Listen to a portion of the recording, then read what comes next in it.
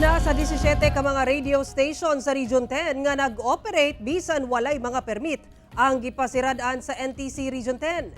Namatikdan sa NTC nga mudaghan daw ang radio stations karong umaabot nga eleksyon. Ani report ni James Paulo Yap. Subay sa cease and desist order nga gipagula sa National Telecommunications Commission Central Office, gimanduan niini ang NTC 10 nga pasiradaan ang 17 ka mga radio station sa rehiyon nga nag-operate bisan pa man walay permiso gikan sa NTC. Unom niini anaa sa Bukidnon, 5 sa Misamis Occidental, 3 sa Misamis Oriental, 2 sa Lanao del Norte ug 1 sa Cagayan de Oro City. Sumala sa NTC 10 nga una na silang nagpahigayon og surprise inspection ang maong mga istasyon ug nasuta nga gawas sa walay lisensya, wala sab sila'y permit to construct radio station o permit to purchase broadcast equipments. Depensa matud pa sa ubang radio stations nga aduna sila'y nakuptan nga legislative franchise.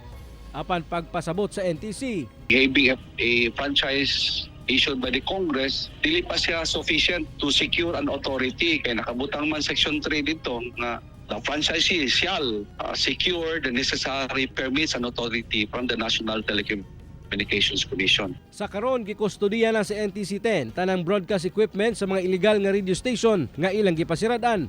Hantod nga mahuman kuno ang investigasyon sa ilang buhatan. Gihatagan sab og 14 ka adlaw ang mga tag-iya og tigdumala sa mga istasyon nga magsumite sa ilang tubag sa show cause order. Nag-search the number of illegal station during kaning atong mga pag-exercise, kaning political exercise season. Budagan niya, human po, mukalit na pagwala.